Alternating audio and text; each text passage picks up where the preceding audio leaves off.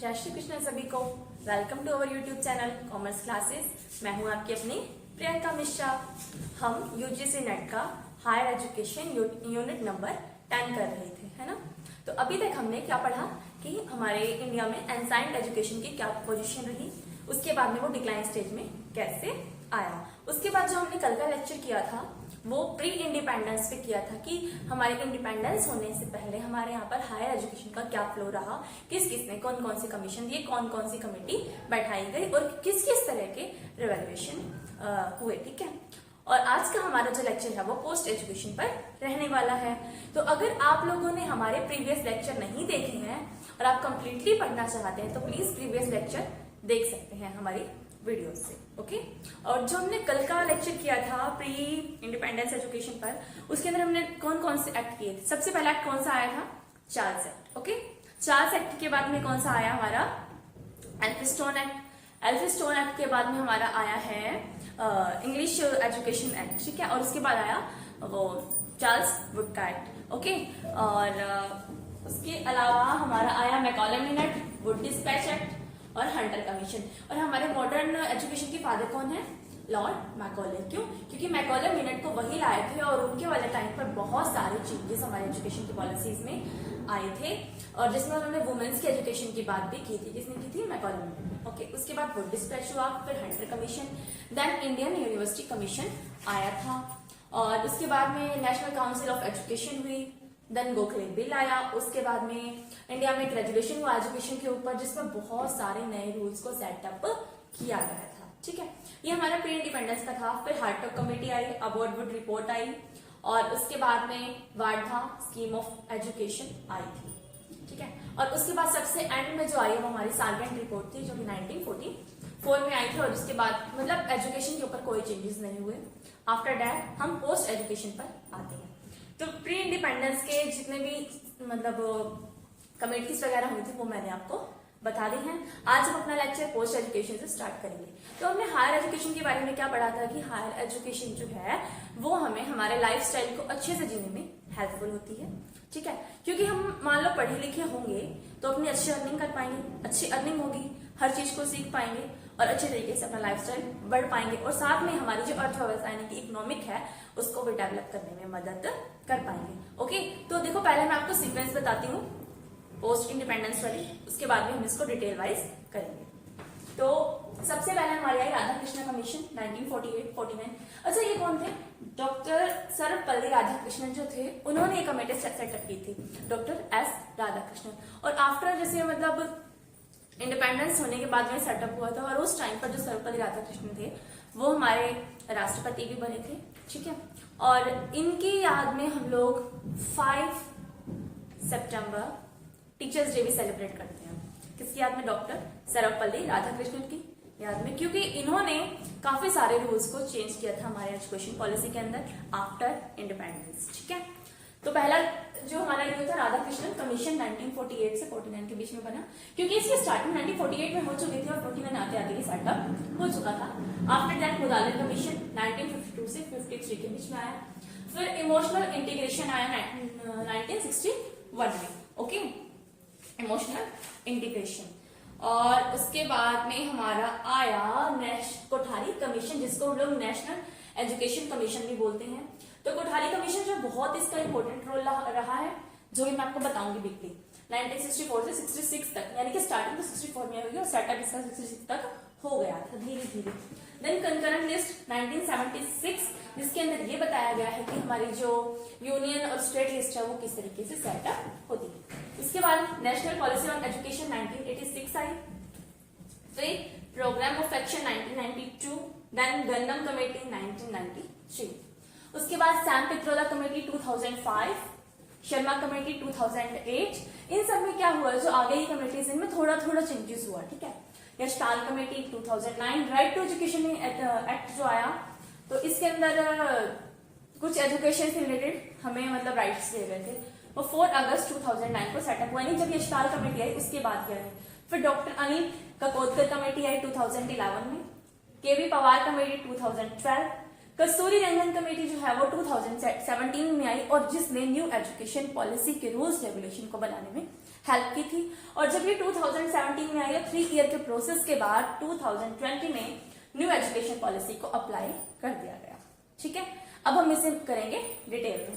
तो फर्स्ट हमने क्या पढ़ा, राधा कृष्णा कमीशन 1948। इसके अंदर क्या बताया गया है हमें, राधा कृष्णा कमीशन को हम लोग यूनिवर्सिटी कमीशन भी बोलते हैं। ठीक है, और इसके अंदर जब स्टार्टिंग हुई थी तो 3 इंस्टीट्यूट को स्थापित किया गया था। 3 इंस्टीट्यूट, एक तो टेक्निकल एजुकेशन से रिलेटेड था, एक प्राइमरी एजुकेशन से और क्या है हायर एजुकेशन। ठीक है, तो इंस्टीट्यूट में कौन कौन से थे वो 3। फर्स्ट AICTE, जिसको स्थापित किया गया था। मतलब जो 3 सेंटर हमारे बनाए गए थे उसमें नंबर 1 पे था AICTE, all India council of technical education. इसको कब सेटअप किया गया, 1945 में। ठीक है, 1945 में इसके रिगार्डिंग रूल बने और 1987 तक ये सेट हो चुकी थी। AICTE ये हमारे टेक्निकल एजुकेशन से रिलेटेड थी। नंबर 2 पर हमारी बनती है UGC, यूनिवर्सिटी ग्रांट कमीशन। ये हमारी हायर एजुकेशन से रिलेटेड थी और इसका सेटअप 1953 से हो गया। मतलब 1953 में यूजीसी के बारे में बातचीत स्टार्ट की गई थी 1953 में। किस लिए, क्योंकि यूजीसी जो है हमारी हायर एजुकेशन से रिलेटेड थी। और नंबर 3 जो हमारा आता है वो है NCERT। ठीक है, NCERT ये किस लिए होती है, स्कूल एजुकेशन से रिलेटेड होती है और इसका सेटअप हुआ था 1961 में। तो 3 जो इंस्टीट्यूट थे वो सेट किए गए थे, AICTE, UGC और NCERT। इन सभी के ईयर्स भी कर लेना। और मैंने AICTE का नहीं लिखा, लिख देती हूँ 1945। इसकी स्टार्टिंग जो है वो 1945 में हुई थी और सेटअप हुआ था 1987 में। ठीक है, और ये किसके अंदर हुई थी, सर्वपल्ली श्री राधाकृष्णन जो थे उनकी कमेटी के अंदर हुआ था ये सब कुछ। इसको हम लोग यूनिवर्सिटी ग्रांट कमीशन भी बोलते हैं। इसके अंदर क्या क्या बताया गया था, हायर एजुकेशन को इंटीग्रेट किया गया था स्कूल एजुकेशन के साथ में। इसमें ये बताया गया था कि अगर हम हायर एजुकेशन देना चाहते हैं तो उससे पहले स्कूल एजुकेशन बहुत ही इंपॉर्टेंट है और जो छोटे बच्चे हैं उनके लिए प्राइमरी एजुकेशन को कंपल्शन किया जाना चाहिए, वो भी फ्री ऑफ कॉस्ट। ठीक है, तो यही इन दोनों को इंटीग्रेट किया गया था, स्कूल एजुकेशन और हायर एजुकेशन। देन सजेस्ट किया गया था सेटिंग ऑफ यूनिवर्सिटी की, हमें बहुत सारी यूनिवर्सिटीज को बनाया जाना चाहिए। लीडरशिप स्किल, यानी कि जो पर्सन काम करना चाहते हैं, आगे बढ़ना चाहते हैं, उनके अंदर लीडरशिप स्किल का होना बहुत ही जरूरी है। ये बात इसके अंदर बोली गई राधाकृष्णन कमीशन के अंदर। इसीलिए तो हम लोग आज भी इनके नाम पर टीचर्स डे बनाते हैं, क्योंकि यहाँ पर बहुत सारी बातें हमारे टीचर्स के रिगार्डिंग, मतलब टीचर्स को ट्रेनिंग देने के रिगार्डिंग बताई गई, लीडरशिप के रिगार्डिंग बताई गई, हायर एजुकेशन के सेटअप के रिगार्डिंग बताई गई थी। ठीक है, और क्या क्या बताया, नेशनल रिस्पॉन्सिबिलिटी की बात की, रूरल यूनिवर्सिटी यानी कि नेशनल रिस्पॉन्सिबिलिटी, हमारे मतलब हमारी क्या रिस्पॉन्सिबिलिटी है कि सिर्फ हम पढ़ लिख जाए, ओनली पढ़ना लिखना ही हमारा काम नहीं है, हमें नेशनल को डेवलप करने में भी हेल्पफुल होना है। वो हम कैसे करेंगे, जब हम अच्छे से एजुकेट होंगे, यानी कि हमें लाइफ रिलेटेड अगर एजुकेशन मिलेगी तो ही हम नेशनल डेवलपमेंट में हेल्प कर पाएंगे। उसके अलावा रूरल यूनिवर्सिटी यानी कि जो शहरों में तो यूनिवर्सिटी ओपन की गई है, लेकिन गांव के लोगों के विकास के लिए भी उनके अकॉर्डिंग यूनिवर्सिटी का सेटअप किया जाना चाहिए, यानी कि उनको उनकी मातृ लैंग्वेज के अंदर पढ़ाया जाना चाहिए। ठीक है, तो इसके बारे में भी यहाँ पर बताया गया था। देन वैल्यू एजुकेशन, लोगों को वैल्यू एजुकेशन प्रोवाइड किया जाना चाहिए ताकि उनके नेचर के अंदर या बिहेवियर के अंदर थोड़ा बहुत चेंज हो सके। और also talk about general education, इसके अंदर जनरल एजुकेशन के बारे में भी बात की गई थी। ये हमारा था राधा कृष्णन कमीशन, जिसके अंदर इन सब के बारे में बात हुई थी। तो नंबर 1 पे क्या बात हुई थी, हायर एजुकेशन को इंटीग्रेट करने की, सजेस्ट की थी यूनिवर्सिटीज और बनानी है, लीडरशिप स्किल जो है लोगों की पढ़ाने के लिए, नेक्स्ट नेशनल रिस्पॉन्सिबिलिटी की बात की और रूरल यूनिवर्सिटी की, देन वैल्यू एजुकेशन देने की बात की और जनरल एजुकेशन देने की बात की गई थी। ठीक है, और उसके अलावा यूनिवर्सिटी कोर्स में जो कॉरस्पॉन्डेंस थे, प्रेजेंट इंटरमीडिएट एग्जाम करवाने की बात की गई थी स्कूल एजुकेशन के अंदर। तो जनरल एजुकेशन मैंने बताया है। और उसके बाद हमारा आता है मुदालियर कमीशन। तो अभी तक हमने राधा कृष्ण कमीशन की बात की है। अब हम बात कर रहे हैं मुदालिर कमीशन 1952 से 53 के बीच में सेटअप हुई। मुदालिर कमीशन को हम लोग सेकेंडरी एजुकेशन कमीशन भी बोलते हैं, ठीक है। इसकी चेयरमैनशिप किसने की थी? डॉक्टर लक्ष्मण स्वामी मुदालियर ने की थी, जो कि लक्ष्मण स्वामी मुदालियर जो थे वो मद्रास यूनिवर्सिटी के वाइस चांसलर थे, ठीक है। तो उनके सेटअप में भी बहुत सारे रूल्स एंड रेगुलेशन को बनाया गया। आफ्टर राधा कृष्ण के बाद में ये वाली आई थी, तो अब हम इसके बारे में कर रहे हैं। इसमें क्या हुआ था कि मल्टीपर्पज स्कूल और वोकेशनल एजुकेशन की बात की गई, ठीक है। इसमें आइडल सिटीजन को बनाने की बात की गई। अब आइडल सिटीजन क्या है कि उसमें नॉन डिस्क्रिमिनेशन नहीं होना चाहिए, मतलब उस पर्सन को हर चीज के बारे में सिखाया जाना चाहिए। ये बताया गया था हमारे मुदालिर कमीशन के अंडर, ठीक है। और इसकी स्टार्टिंग कहां से हुई? मद्रास से ही हुई थी, क्योंकि ये वहां की यूनिवर्सिटी के वाइस चांसलर थे। और आइडल सिटीजन बनाने की बात की गई थी, मल्टीपर्पज एजुकेशन देने की बात की गई थी। किसी भी इंसान को केवल एक चीज से रिलेटेड बात ना सिखाई है, उसे 360 डिग्री का बनाया जाए, यानी कि हर चीज के गोल में इंसान सक्सेस को हासिल कर सके, ठीक है। वैल्यू एजुकेशन प्रोवाइड की जाए।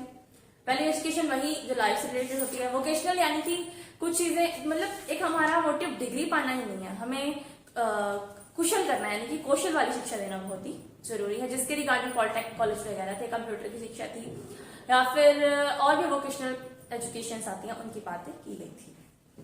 देन मुदालिर कमीशन में और क्या हुआ? 3+4 का रूल आया। 3 ईयर जो है वो सेकेंडरी एजुकेशन के रिगार्डिंग और 4 ईयर हायर एजुकेशन सिस्टम के रिगार्डिंग हुआ, ठीक है। और उसके अलावा इसके अंदर गर्ल्स की पढ़ाई को कंपल्शन किया गया, मेडिकल की फैसिलिटीज दी गई।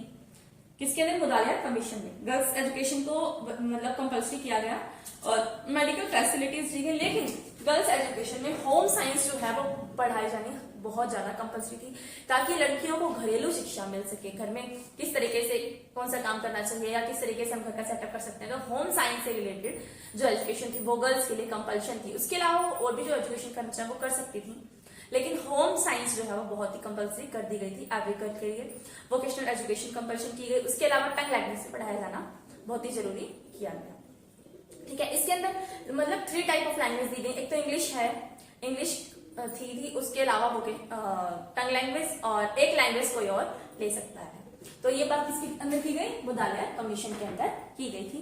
फिर आता है हमारा इमोशनल इंटीग्रेशन 1961। इसके अंदर सिर्फ ये किसकी चेयरमैनशिप में हुआ था? संपूर्णानंद जी की चेयरमैनशिप के अंदर हुआ था। क्या? इमोशनल इंटीग्रेशन, ठीक है। संपूर्णानंद के अंदर हुआ था और इसके अंदर किसी भी पर्सन के ऑल राउंडर डेवलपमेंट की बात की गई थी कि कोई भी पर्सन हो तो वो हर जगह से डेवलप्ड होना चाहिए, ऑल राउंड डेवलपिंग की बात की गई थी। इसके अंदर सिर्फ इतनी सी बात आई थी ऑलराउंड डेवलपिंग की, इसमें कुछ खास चेंजेस नहीं हुए थे। देन आता है हमारा कोठारी कमीशन 1964 टू 1966। इसके अंदर तो बहुत सारे चेंजेस आए थे और बहुत सारी चीजों को लेकर के चले थे, हम लोगों ने बातचीत की थी। कोठारी कमीशन को हम लोग नेशनल एजुकेशन कमीशन भी बोलते हैं, ठीक है। और इसमें मेनली हमने किस चीज पर फोकस किया था? एग्जामाइन द एजुकेशन, कि जो चीजें हम पढ़ा रहे हैं उसको एग्जामाइन करना कि हमने सही ऑब्जर्व किया या हमने सही फॉलो किया या नहीं किया। जैसे हमारे एग्जाम होते हैं ना, वो सिर्फ इसलिए होते हैं कि हमारा रिजल्ट क्या रहा, लेकिन इन रियलिटी हम उसे लाइफ में कितना फॉलो अप करते हैं, वो बात इसके अंदर कही गई थी कोठारी कमीशन के अंदर, कि पढ़ने के बाद हम उसे कितना फॉलो अप कर पाते हैं, यानी कि एग्जामाइन द एजुकेशन को एग्जाम कर। फिर आता है इसके अंदर जो पर्पस थे, इसका पर्पस सिर्फ ये नहीं था कि डिग्री कोर्स देना, ठीक है। और 3 year degree course, 4 honours course भी, ऑनर्स कोर्स की बात की गई कि डिग्री कोर्स के अलावा हम इसमें ऑनर्स कोर्स लोगों को दें जो किसी चीज में स्पेशलाइजेशन होने के लिए होता है, ठीक है। उसके अलावा इसकी जो इसका बेस क्या रहा है? NEP 1963 न्यू एजुकेशन पॉलिसी 1963 जो थी वो हमारे कोठारी कमीशन का बेस रही थी। क्यों रही थी? इसके अंदर 4 थीम्स को हमने लिया था। इंक्रीज द प्रोडक्टिविटी, सबसे पहली बात हमें प्रोडक्टिविटी बढ़ानी। फिर प्रमोट सोशल इंटीग्रेशन, जो हमारी सोसाइटी है उसका इंटीग्रेशन होना बहुत ही जरूरी था। मतलब अगर हमें हमारे देश की प्रोडक्टिविटी को बढ़ाना है तो उसके लिए हमें सोसाइटी को लाना बहुत ही जरूरी है, तो सोशल इंटीग्रेशन को लिया गया था। देन हमारा थर्ड आता है एजुकेशन एंड मॉडर्नाइजेशन। अब ये बोला गया कि हमने सोसाइटी को भी ले लिया, प्रोडक्टिविटी बढ़ानी है, पर बढ़ाए कैसे? उसके लिए हमें लोगों को सिखाना पड़ता था। जो भी न्यू टेक्निक्स आती थी, मॉडर्न टेक्निक्स, तो वो उन्हें एजुकेशन के जरिए सिखा सकते थे, ठीक है। तो थर्ड थीम यही थी कि एजुकेशन देना और उन्हें मॉडर्न करना, education and modernisation. Number 4 developed spiritual value. Spiritual value कैसे कि वो सिर्फ शारीरिक रूप से ना पढ़े, यानी कि उन्हें मानसिक रूप से बढ़ाना और कनेक्टेड करना हर चीज के साथ में, ताकि उनके बिहेवियर में चेंज हो सके और वो शांत रह सके। ठीक है, तो लास्ट पॉइंट क्या आएगा, डेवलप्ड स्पिरिचुअल वैल्यू, किसी भी पर्सन के अंदर उसकी स्पिरिचुअल वैल्यू को डेवलप करना। तो ये 4 चीज थी। Number 1 productivity, number 2 modernisation, number 3 promote social integration, मतलब सोसाइटी के लोग उन्हें इंटीग्रेट करना। नंबर 4 उनके स्पिरिचुअल वैल्यूज को बढ़ाना। तो इन 4 थीम्स के ऊपर यहाँ पर फोकस किया गया था। ओके, देन इसके अंदर IES इंडियन एजुकेशन सिस्टम को लिया गया। उसके अलावा इसके अंदर 6% for education for national income, यानी कि नेशनल इनकम का जो 6% है वो एजुकेशन पर खर्च किया जाना बहुत ही जरूरी है। ये बात इस कमीशन में कही गई थी, कब, कोठारी कमीशन में 1964 से 1966 के बीच में, जबकि आज 2020 हो चुका है और न्यू एजुकेशन पॉलिसी में भी ये बात कही गई है कि 6% जो है नेशनल कमीशन का खर्च किया जाना चाहिए, बट आज भी ऐसा नहीं हो रहा, यानी कि इसे फॉलो नहीं किया गया, सिर्फ और सिर्फ कहा गया है रूल्स के अंदर। और कब से कहा जा रहा है, 1964 से, आज हमारा 2023 हो चुका, बट इसका फॉलो अप अभी तक नहीं हो पाया है। बट रूल्स के अंदर ये लाइन आती है कि 6% नेशनल अर्निंग का खर्चा होना चाहिए एजुकेशन के ऊपर। फिर 3 कैटेगरीज बनाई गई इंटरनल ट्रांसफॉर्म की, यानी कि पर्सन को इंटरनली ट्रांसफॉर्मेशन होनी चाहिए। देन क्वालिटी इंप्रूवमेंट, कि हमें सिर्फ और सिर्फ ये नहीं देना कि हाँ एजुकेशन दे दी, उसके अंदर क्वालिटी को भी इंक्रीज करना किसी भी स्टूडेंट के अंदर। तो 3 पार्ट्स ये भी दिखाए गए कि एक तो हमें किसी भी पर्सन के इंटीग्रेटेड ट्रांसफॉर्मेशन करना और क्वालिटी एजुकेशन देना, और उसके अलावा एक्सटेंड अपॉर्चुनिटी, कि उसके लिए अपॉर्चुनिटीज को बढ़ावा देना। कि अब देखो कोई भी इंसान पढ़ लिख जाएगा तो वो चाहेगा उसे अपॉर्चुनिटी मिले कहीं ना कहीं काम करने की, तो इसीलिए इन 3 चीजों पर फोकस किया गया। पहला उसका इंटरनली वो बढ़े, देन उसको क्वालिटी एजुकेशन प्रोवाइड की जाए, और एजुकेशन के बाद में उसको जॉब भी दी जाए। जैसे कि अभी हम देखते हैं MBA वगैरह जो बच्चे कर रहे होते हैं, है ना, तो वो स्किल रिलेटेड चीज सीखते हैं। पहले उनका इंटरनल मनोबल बढ़ाया जाता है, उनको इंटरव्यू देना सिखाया जाएगा, उनको ट्रेनिंग दी जाएगी उस चीज की। ठीक है, एग्जाम्पल के लिए हम बता रहे हैं आपको ये बात कि उस पर्सन को ट्रेनिंग दी जाएगी, तो क्या है उसका इंटरनली चेंजअप कर रहे हैं। उसके बाद में क्या है, उसे क्वालिटी एजुकेशन दी जाती है, यानी कि एग्जाम वगैरह क्रैक करवाया जाता है मार्क्स के बेस पे। फिर उनको अपॉर्चुनिटी दी जाती है कंपनी के अंदर एंट्री करने की, मतलब खुद कंपनियां उनको हायर करने के लिए आती हैं। तो इस तरीके से बताया गया, इन 3 थीम्स को यहाँ पर सेटअप किया गया था कि पहले हम इंटरनल ट्रांसफॉर्मेशन करेंगे, देन क्वालिटी को इंप्रूव करेंगे, देन एक्सटेंड अपॉर्चुनिटीज देंगे। उसके अलावा वैल्यू एजुकेशन की बात की गई थी। 3 लैंग्वेज फॉर्मूला मैंने आपको बताया कि इंग्लिश लैंग्वेज होनी चाहिए और टंग लैंग्वेज होनी चाहिए। उसके अलावा आप कोई भी अदर लैंग्वेज के अंदर अपनी एजुकेशन को गेन कर सकते हैं, ये इसके अंदर बताया गया था। और रीस्ट्रक्चरिंग किसका किया गया, रीस्ट्रक्चरिंग किया गया 10+2+3 वाली एजुकेशन का। 10 यानी कि 10th क्लास तक की, और 3 मतलब 2 ईयर की, +1+2 देन ग्रेजुएशन। तो 10+2+3 वाली जो एजुकेशन थी उसका इंटीग्रेशन किया और बेस ईयर क्या था, NEP 1963, नेशनल एजुकेशन पॉलिसी 1963 जो थी वो इसका बेस था। ओके, उसके अलावा इसके अंदर और क्या क्या था वो देखते हैं। दिव्यांग जो स्टूडेंट होते हैं उनके लिए भी एजुकेशन लेके आई गई ताकि इक्वालिटी रह सके, कोई भेदभाव ना हो, तो ये भी इसी के अंदर आया गया था। उसके अलावा नई यूनिवर्सिटी को स्टैब्लिश किया गया कोठारी कमीशन के अंदर। उसके अलावा यहाँ पर बात की गई थी स्ट्रॉन्ग फीलिंग ऑफ ब्रदरहुड इन नेशनलहुड, कि भाईचारे की नीति होनी चाहिए। कॉमन मेंटल बॉन्ड, मतलब लोगों के अंदर बॉन्ड बहुत ही अच्छा होना चाहिए। Creation of feeling of oneness, एक दूसरे के लिए फीलिंग होनी चाहिए। Blend with social emotions, every person is past of country, मतलब हर पर्सन कंट्री के लिए बहुत ही जरूरी है। एंड वर्किंग ऑनेस्टी, और हर पर्सन अपनी कंट्री के लिए ईमानदारी से काम करे। तो इन चीजों के बारे में कोठारी कमीशन के अंदर बताया गया। फिर आती है कंकरेंट लिस्ट। जो कंकरेंट लिस्ट है वो 7 शेड्यूल के अंदर आई। कंकरेंट लिस्ट में लिस्ट को 3 पार्ट में बांटा गया, union list, state list, then concurrent list. कुछ पावर्स यूनियन यानी कि नेशनल लेवल पे दी गई और कुछ पावर हमारे स्टेट्स को दी गई उनकी यूनिवर्सिटीज के रिगार्डिंग। और कंकरेंट में क्या है, जो पावर्स दोनों को दी गई हैं सेम लेवल पर, ठीक है, तो वो कंकरेंट लिस्ट के अंदर आई है, 7 शेड्यूल के अंदर आया था। अच्छा, इसके अंदर क्या हुआ, अमेंड किया गया इंदिरा गांधी के द्वारा। इसके अमेंडमेंट किसने की थी, इंदिरा गांधी जी ने की थी, किसकी, कंकरेंट लिस्ट की। ठीक है, कंकरेंट लिस्ट में क्या है, give power to state and central both about education and responsibility.